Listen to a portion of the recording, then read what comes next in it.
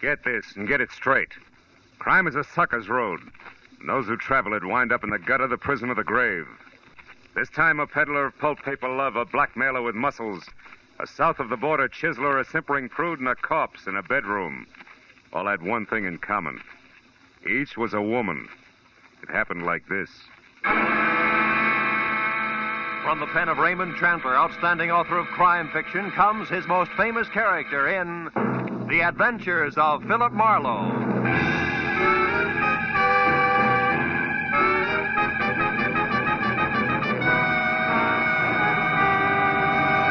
Now, with Gerald Moore starred as Philip Marlowe, we bring you tonight's exciting story, The Ladies' Night.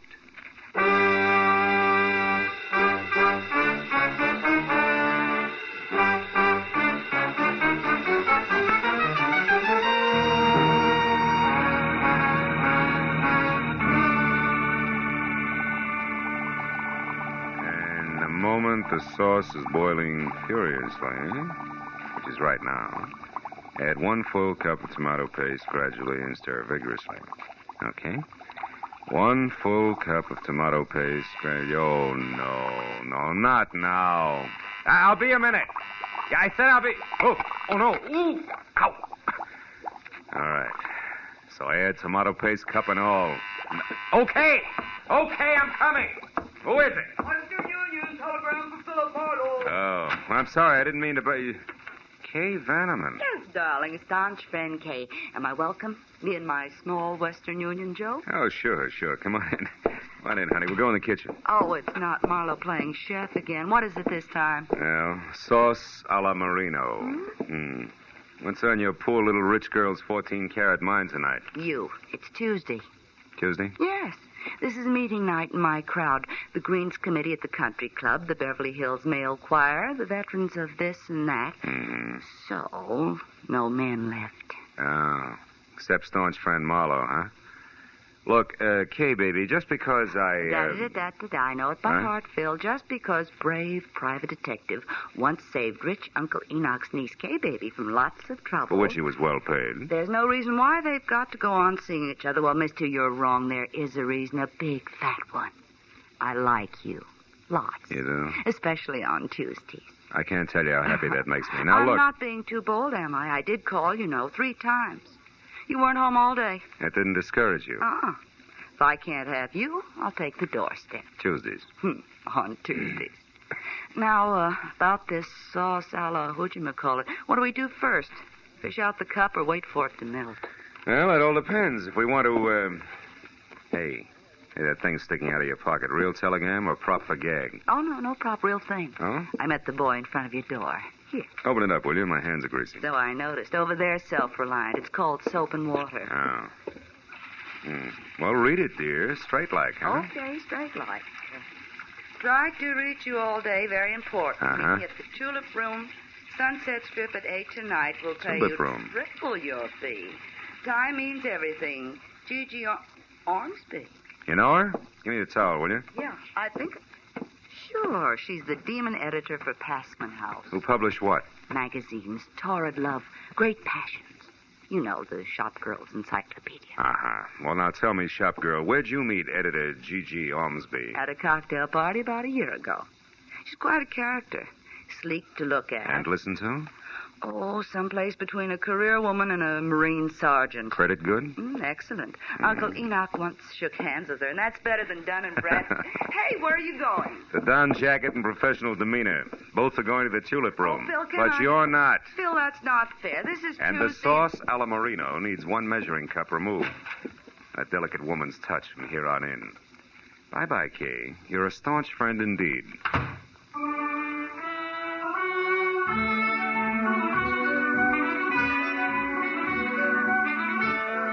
The Tulip Room was one of those extra chic spots, curled up at the foot of the Hollywood Hills, where the velvet and the maitre d's tone of voice made you sure you had egg on your vest. But that, plus the crew-cut glamour girls who lined the booths and shrilled darling, no matter what was said, made finding my prospective client that much easier. In severely tailored banker's gray flannel, she stood out among the neighboring naked shoulders like a wart on a cue ball, as did her voice. which once it had gone through the introductions, came right to the point. Marlowe, my problem is simple. I want to find a woman in a hurry. Her name is Henrietta Lawrence. She's a good hack writer who disappeared, I know not why. Health? Likewise. Now, here it is. 1, 2, 3. A couple of weeks ago, Henrietta Lawrence showed up in my office from someplace like Seattle or Portland, I forget which, and handed me an outline for a 3-installment serial story that was excellent, according to our standards. 3 days ago, she brought in the first 2 installments, also excellent.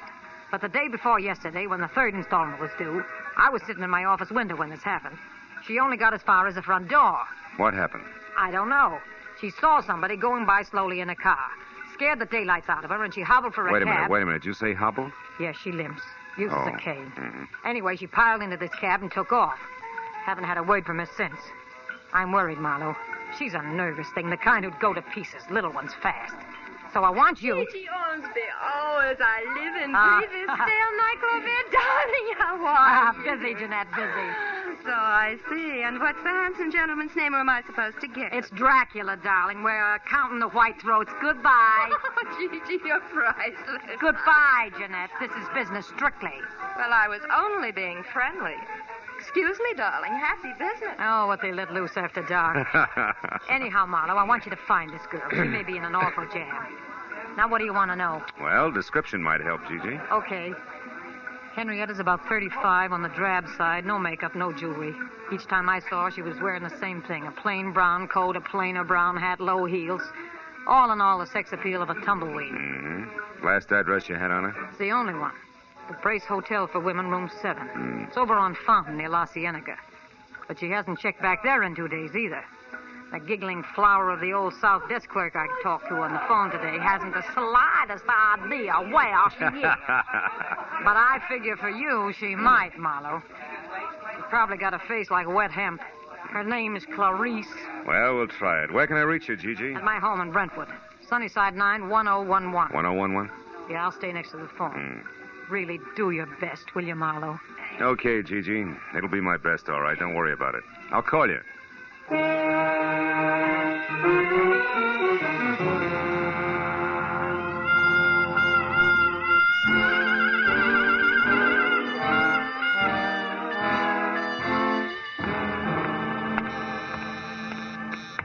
evening. Brace Hotel. Miss Violet Moore? One moment, please. Go ahead. Oh, hello. Can I help you? Are we alone? Is the switchboard closed? Why, yeah. Good. You see, I'm a private detective named Marlowe, Clarice. A private detective? And you know my name. Oh, we find things out. Oh, how can poor little old me help you? Well, it's about Henrietta Lawrence, the girl with the cane. She's in trouble, and I think it's a man. So do I. Who? Well, I don't know. You sure? Positive. She was always so quiet, so mysterious. It was enough to make a body curious. Oh. So one night I followed her. She went to Annie Stringer's Hollywood Health Club. That's a ladies' Turkish bath over on Santa Monica Boulevard in Doheny. Well, maybe she ducked in there because she knew you were following her. Oh, no, I was very careful. Besides, she had something to say to a woman there. I know I saw him talking in the doorway when I went by. Couldn't see who it was, though. No man, huh? No. But I keep my eyes open when she comes back. Oh, you do just that. Keep them wide open, Clarice. They're lovely eyes. Oh. Good night, honey.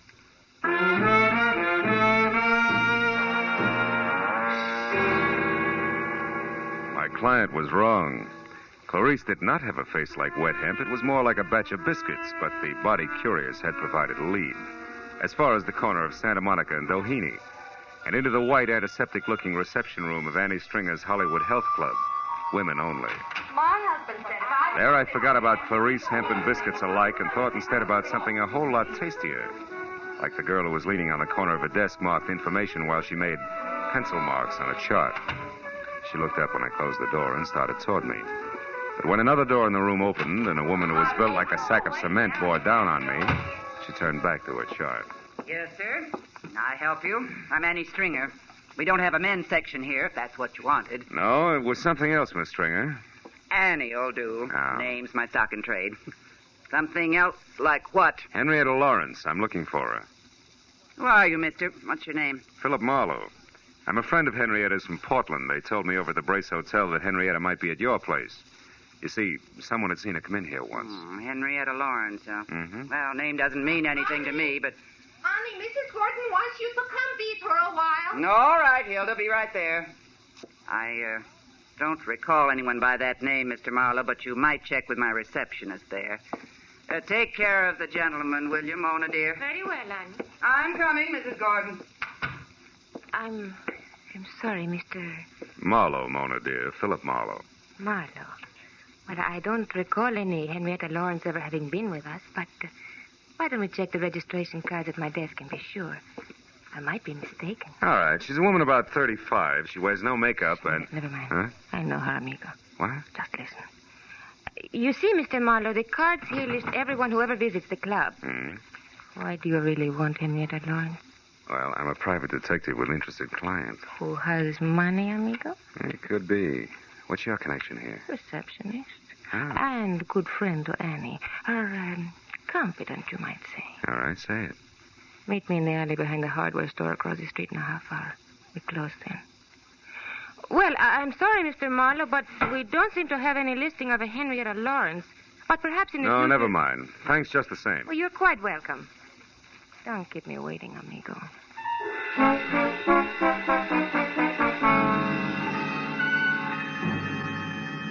I killed most of the 30-minute wait at an all-night beanery a block away where I drank bad coffee and listened to a special monologue from a waitress, which was worse.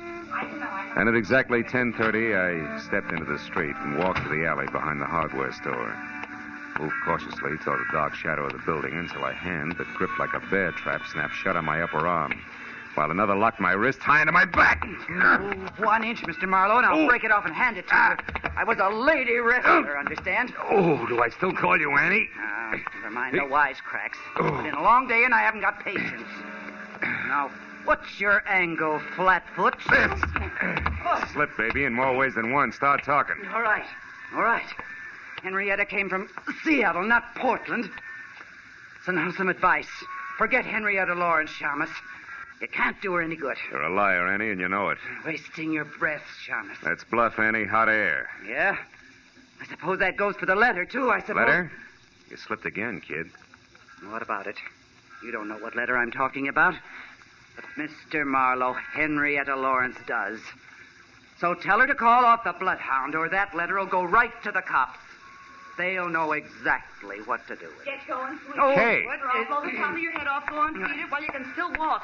Go. All right. But I'll be around, Marlowe. So don't forget the message I gave you for Miss Lawrence.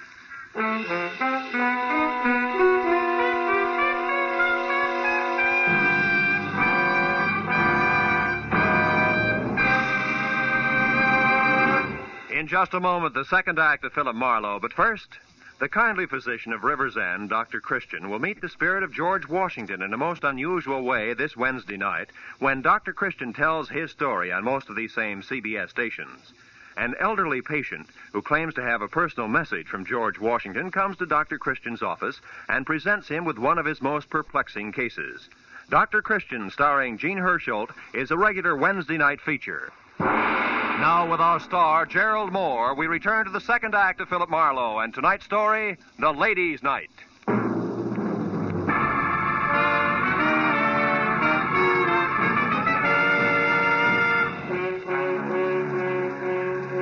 Kay watched Annie Stringer lumber out of sight down the alley. And she turned, tossed me an I told you so smile, and lit a cigarette for me. Here. Well, I guess it's a good thing I chucked that scullery-maid routine and followed you after all, wasn't it? Look, I've already said thanks, so go ahead. Get real corny. Rub it in. Marlowe pinned by a woman. That was no woman, Phil. It was the late gargantuous cousin. Yeah, I was also outnumbered and surrounded. By the way, where's your gun, Kay? I don't have any gun, just What? a lot of bluff and curiosity about what you were doing out here in the alley with a creature like that. I was taking a judo lesson. By correspondence, maybe? What was all that about a letter? Well, for my money, the way things stack up, G.G. Ormsby's top writer, one Henrietta Lawrence, is being blackmailed by Annie Stringer, and that letter is Annie's protection. Goes to the cops if anything. Kay, get outside quick. What? What's the matter? Marlowe, not another one. Yeah, my date, Duck. Will you go on? It's important. All right, but don't forget you're a sucker for a hammerlock, so watch it. Phil? Senor Marlowe? Over here, Mona. Oh, see. You are here. Are we alone? Yeah, we're alone. Good. It is worth my life what I'm going to tell you. And we like me alive, no? Look, what is it, Mona? You know something about Henrietta Lawrence? See, more than enough. There's a certain letter. Oh, you know about that, huh? Sure. I know where it is and what it says. Bless you, baby. Where is it? I want that letter bad. It's nice. Nice? See. And I would love to give it to you for nothing, but... But what? But my poor mother, she needs an operation. My father, the mortgage on the ranch. Your little sister wants music lessons. Come on, kid. How much? How much is the life of Henrietta Lawrence worth, Phil, dear? To me, to you, to Henrietta Lawrence. Her life, huh? I'll see what I can do. You better do real good, amigo. It's a very serious thing. I take a great risk. Annie Stringer is stupid, but she's also strong like a bull. You come to my apartment, 8310 North Ardmore, number D. 1 hour. D, huh? Okay, I'll be there. Good. And please, amigo, you don't hold hard feelings against me. Not for this. You know, business is business. Pleasure's pleasure, no? Maybe we can mix them. In an hour. I'll be waiting for you, Phil. How do you like that? It was as touching a little scene as I've ever witnessed. Skip it, Kay. This deal is liable to get rough before it's over, and I've got a call to make. Let's go. And I was dumb enough to warn you against the hammerlock. The hammerlock that kid holds is like a pat on the head. Can I go with you just for laughs? Yeah. We're going to call on my client. You're scramming. Come on.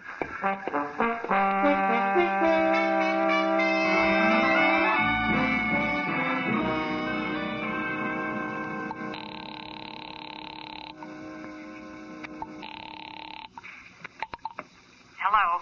Marlowe, Gigi, got a line on Henrietta, but you're not going to like it much. What do you mean? How does it go, Marlowe? Trouble is, she's got blackmail. I don't know what the hook is, but I have word of one of the bargainers is plenty serious. Who's doing it, Phil? A female mastodon named Annie Stringer's the big wheel. I got onto it through a letter. A letter? Yeah. Annie wrote her protection letter. It's got all the dirt in it and goes to the cops if anything happens to Annie. It's a standard routine. Where is this letter? Who has it? There's a double-crossing little Spanish number named Mona. I'm supposed to meet her again in an hour at her place. Phil, we must get that letter. Yeah, it's no cinch, Gigi. Mona's not bright, but she's sly. It's liable to be expensive. That doesn't matter. Okay. Anything I can do to help Henrietta, I want to do now more than ever. What does that mean? I've heard from her, Marlowe. She called me just a few minutes ago. Where was she? That's the tough part. She was crying. Said it was the end of everything. She tried to tell me about the last installments of the story, then she was interrupted. She gasped out something that sounded like American Airlines ticket office. Then the line went dead. There are 3 of those offices in town. Yeah. Well, we better check them. Look, can you take the one out in Beverly Hills? I'll get the others. All right. And, Marlowe, where does this Spanish dame live? North Ardmore, 8310, apartment D. I'll meet you there in an hour.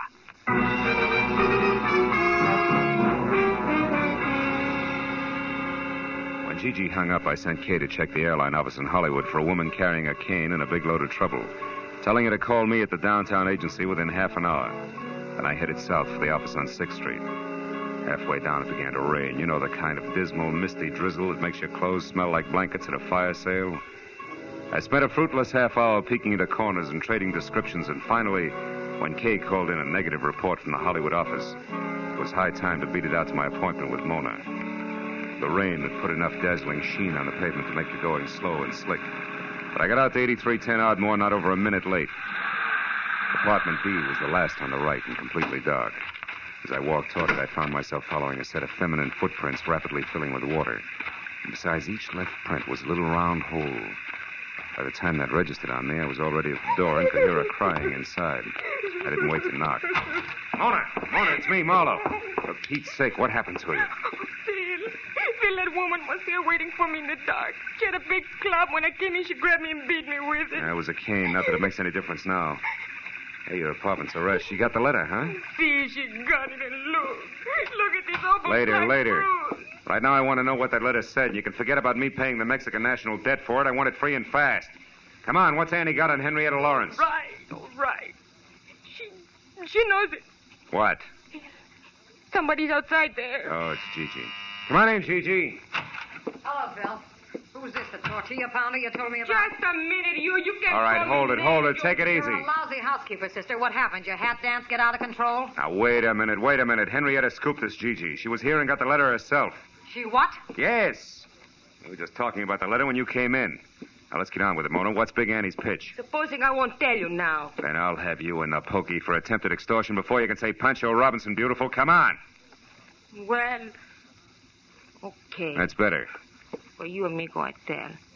I don't know what Henrietta Lawrence means to this dragon here, but she's a murderer. Well, you lying little tamale tosser. That's impossible. Henrietta's a fine girl. You know what you're saying, Mona? Sure I do. I read the letter, didn't I? Henrietta Lawrence killed a woman in Seattle 4 years ago. Annie saw her do it.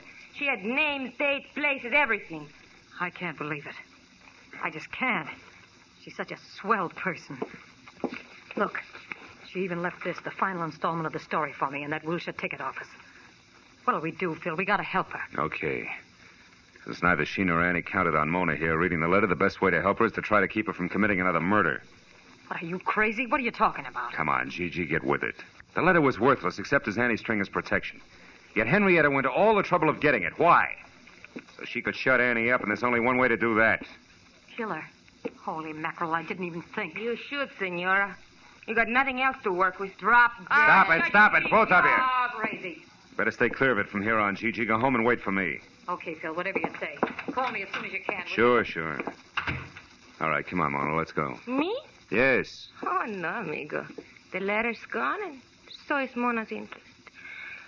I'm very tired. Now, listen, you cut yourself in on this right up to your sombrero. You know Annie, so you may be able to help me. It's that or spend the night in a cooler. Add it up, sweetheart. Andale.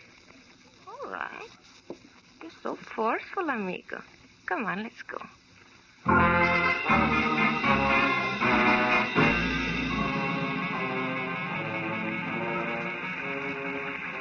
Well, Annie's not in her apartment, and she's not around the health club. What's next, Mona? Where else would she be? Search me, amigo. Think, will you? Has she had any appointments lately that didn't fit with her regular routine? Well, she went out on Fountain Avenue in a big hurry a couple of Fountain days. Avenue? That's where Henrietta's been staying, in a hotel out there. The Brace Hotel? That's it, on the nose.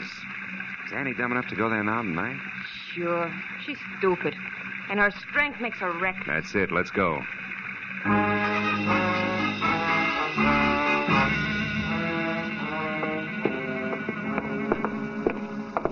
Come on, Mona. It's here on the first floor. Hey there. Now, just alone there. Where do you think you're... Oh, it's you again, Mr. Marlowe. Yeah, it's me again, Clarice. If you're looking for that Miss Lawrence in number 7? Uh-huh. Well, you're sure in luck, Mr. Marlowe. She's in now. She came back about a half hour ago with a friend, the biggest woman I ever saw. Annie, it's true, amigo. You were right. Yeah, come on. Let's get back there. Oh, Mr. Marlowe, you can't go back there. You're a man, and this hotel is for Now, women look, only. sis, you got a pass key there, haven't you? Come on. This entire night from start to finish has been for women only.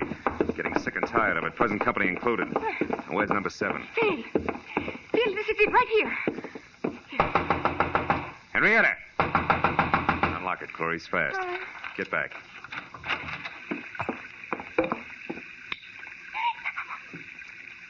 Henry. Dead. With a knife.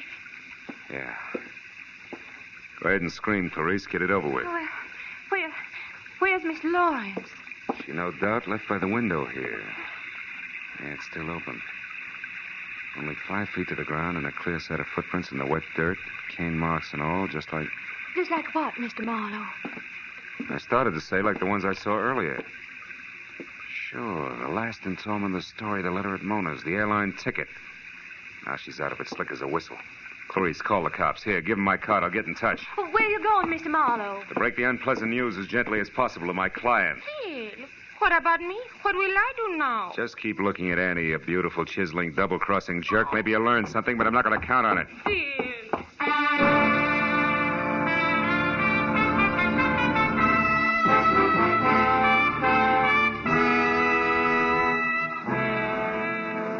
Gigi had a lot of lights on in a glossy Brentwood house. And as I walked up the wet, curving flagstones to a door, I could see her inside, pacing slowly back and forth. An impatient cigarette in one hand, a stiff brace of brandy in the other. Whatever Gigi Ormsby really thought or felt about Henrietta Lawrence then, I couldn't tell. But I was sure that before I left, she was going to despise her. Phil, I've been waiting for you to phone me. something bad, isn't it? I can see it in your face. We found Annie Stringer's body, Gigi, in Henrietta's hotel room. Ah, what a dirty, dirty shame. And Henrietta? Gone. But she won't get far, not this time. The circle gets smaller every time. She can't keep on killing. It's got to stop someplace. Yeah, I suppose so. But I'm sorry for her, Phil. I hope she got a plane ticket tonight and is miles away by morning. I hope she gets a break this time. She didn't buy a ticket. She's not even running. And she won't get that break. You talk as if you know where she is, do you? Mm-hmm. You've been to Seattle, haven't you, Gigi? Well, of course, but not for years. You lived there. You were a writer before you became a publisher. Why? What is this? You knew Annie Stringer long before tonight, too, Gigi, huh? What are you driving at, Marlowe? That your real name is Henrietta Lawrence, that you killed a woman in Seattle once, changed your name, and got away, but there was a witness. And a couple of weeks ago, purely by chance, that witness, Annie Stringer, ran into you, recognized you as Henrietta, and grabbed at the chance for blackmail. Stop it, Marlowe. So you had to bring Henrietta Lawrence back to life, just long enough to get rid of the witness. But first you had to get a letter she'd written, and also have someone who tell a straight story to the cops. So you hired me, planted the right leads along the way. Get away from that desk! Don't try it, Gigi. You can't win, so at least lose gracefully, will you? If this was in one of my books, no one would believe it. You're right, I can't win. It's all true, Phil. Where was the loophole? It started only as a hunch, but everything fit. I got it from the cane you used, Gigi, at Mona's place. The cane marks were on the left side of your tracks. But outside the hotel window, they were on the right. Anybody who really has to use a cane couldn't do that. Such a little thing. As a matter of fact, it was. Look, Marlowe, you're the only person between me and that break. I got more money than I know what to do with. I can bid high, really high. You wouldn't be for sale, would you? No, baby. Just for hire. Get your coat, Gigi. We're going down to headquarters.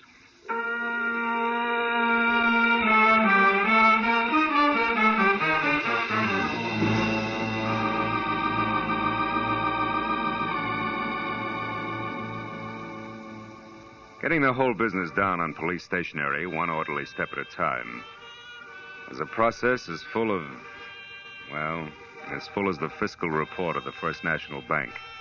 Took twice as long to whip up. But finally it was all over. I was on my way home to my bachelor apartment. And then I remembered something. Never mind explaining what took you so long, darling. You're here now. Dinner is ready and waiting, and the martinis are ice cold. Just come on in and close the door. Yeah.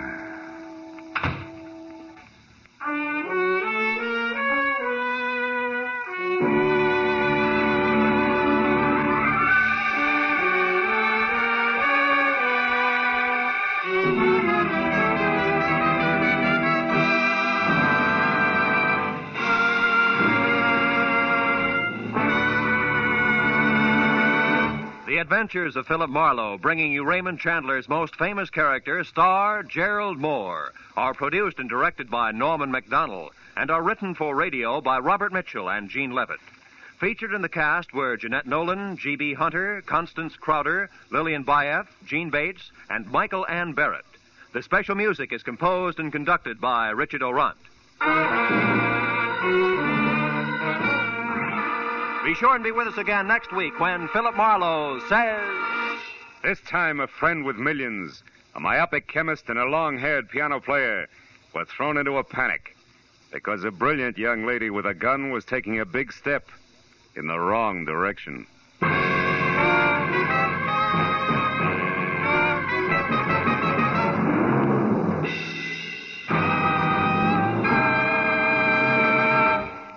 CBS wishes to remind you that Lum and Abner's wonderful down-to-earth Cracker Barrel humor is heard every week on most of these same CBS stations. This is CBS, the Columbia Broadcasting System.